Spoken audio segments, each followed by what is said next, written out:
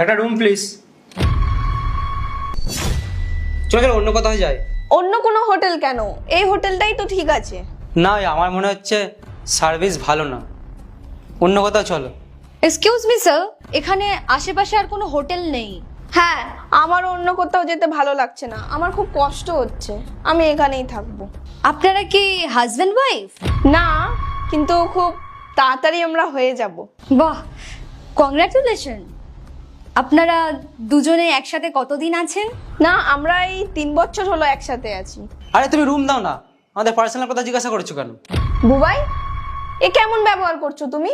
ও কত ভালোভাবে কথা বলছে, আর তুমি কিরকম ভাবে কথা বলছো? আরে দেরি হচ্ছে না তাই। দেরি হচ্ছে? আমরা তো এখানে রিল্যাক্স করতে এসেছি। তাও চুপ করো তুমি। I am sorry. Okay ma'am, স্যারের মনে হয় এখানে ভালো লাগছে না। আরে না না, কি হয়েছে?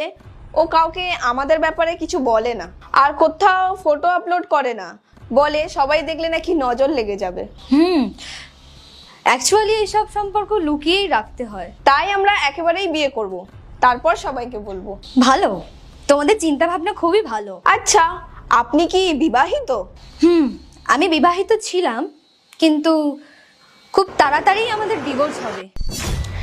ডিভোর্স? আই এম সরি, কিন্তু তোমার ডিভোর্স কেন হবে? ওই সব ছেলেদের ঘটনা, অন্য মহিলার সাথে সম্পর্ক, তারপরে আমি ওর গার্লফ্রেন্ডের সাথে ওকে দেখে নেই। তো ওই মেয়েটা কি পাগল ছিল যে কোনো ম্যারিড ছেলের সাথে ছিল?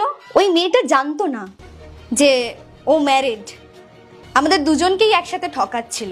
খুব খারাপ হয়েছে তোমার সাথে, কিন্তু তুমি এসব সহ্য করলে কিভাবে? করতে হয়, আর যা হয়েছে ভালোর জন্যই